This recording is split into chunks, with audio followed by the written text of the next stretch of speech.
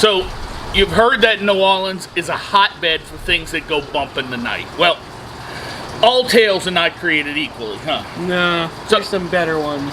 Stick around as we give you our top 8 must-hear stories to ask on your next ghost tour here in the Big Easy.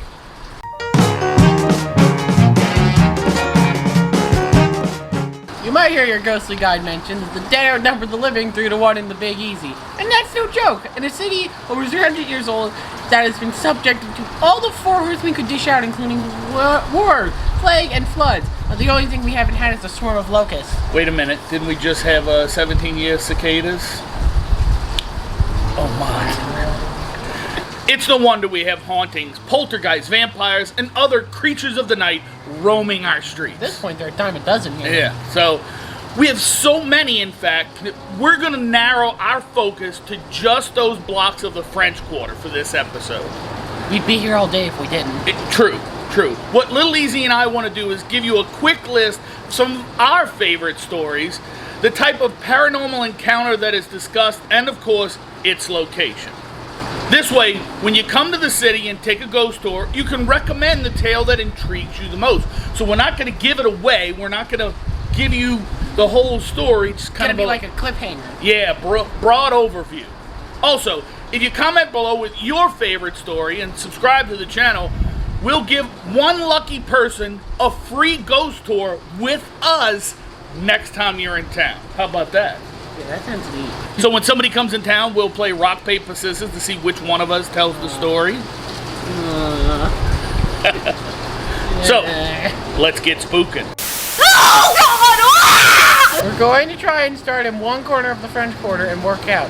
With that said, we'll start at the Lalaurie Mansion. We're starting out strong, aren't we? Yeah, number 1. This location is on every haunted tour in the quarter. For a reason. Yeah, for very good reason.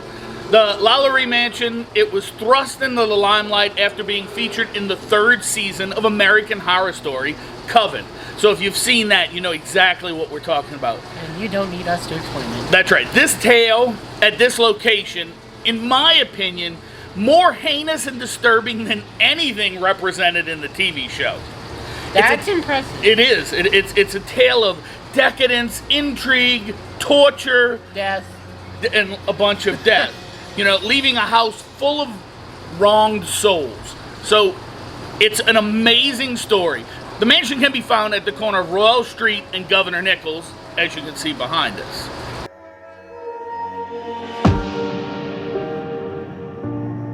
Our next stop is the beautiful and historic Old U.S. Mint, located at 400 Esplanade and housing the amazing Jazz Museum. It is a spot to visit no matter what, but our story here is also about a Confederate sympathizer, William Mumford, and disrespect to the Union Army headquartered here during the occupation of New Orleans. I'm really surprised I got that on my first try. Yeah, William. I'm terrible at pronunciation. William, his love of the Confederacy and a little bit of that made his rebellion fairly short-lived, although he is known to still be in residence today. It's a story about what happens when you drink too much and speak your mind. Kind of a common thing in the French Quarter. So, our tip, ask your guide about his mother. It's a great twist to the story. Oh, no. Trust us, it's a good one. Number 3, Ursuline Convent. It's known as the oldest building in the Mississippi Valley and looks like it should be in the countryside outside Paris instead of the heart of the Crescent City. Yeah, this amazing building survived both the 1788 and 1794 fires. Very impressive. Yeah, the ghostly shadows at night give you that eerie vibe that's only compounded as you are told the tale of the famous casket girls and the lure of vampires visiting the New World. Number 4, this story is filled with sex and dead people, and more sex. This is too much for you. Okay, I guess he's underage. I'll take over from here. Oh dear. That ought to make it interesting enough for you. It's at the Hotel Via Convento, a great little boutique hotel that is rumored to be the inspiration for the song "House of the Rising Sun." Ooh. You want to sing it with me? No, we won't go there. We don't want to get to YouTube thing. Our ghost here is reported to be the former madam when this location was a brothel. she still feels the need to check on business. Let's just leave it at that. Oh, no. Yes. This next one is my personal favorite. It's always a lot of fun to tell because it's a piece of history that you can actually look up and verify.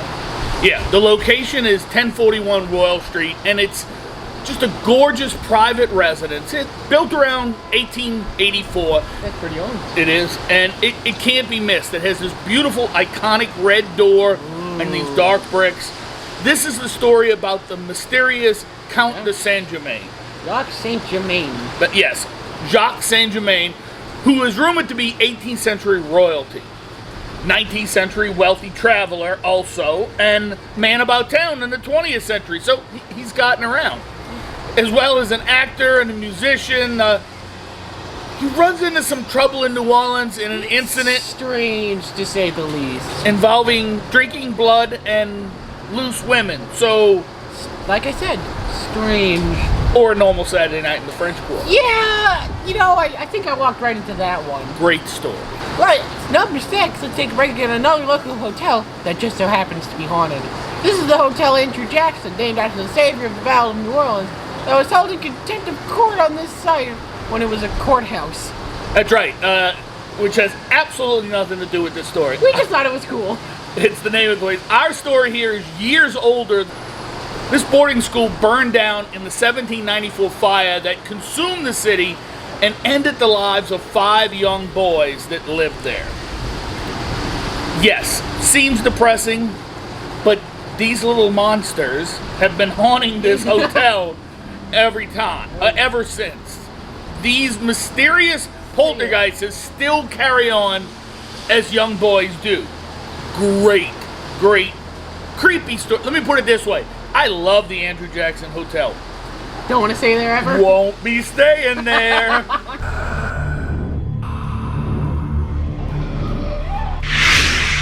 Number 7, on the corner of Royal Street and St. Andrews, a small, unassuming balcony on the southeast corner that has an often forgotten bit of gore with a dose of confession. Yeah, in 1932, the Carter brothers were self-confessed vampires that drank the blood. Yes, that drank the blood of their captives that they kept in their apartment. And when they were actually captured, they had a slew of dead victims in their home. What? Ugh. You'll want to know their fate. I promise it makes things interesting. What? I like how I turned over. What? That's everybody's reaction. They're just like... And finally, number 8, our final entry on the list, is this entry. What is down in the Pharmacy Museum?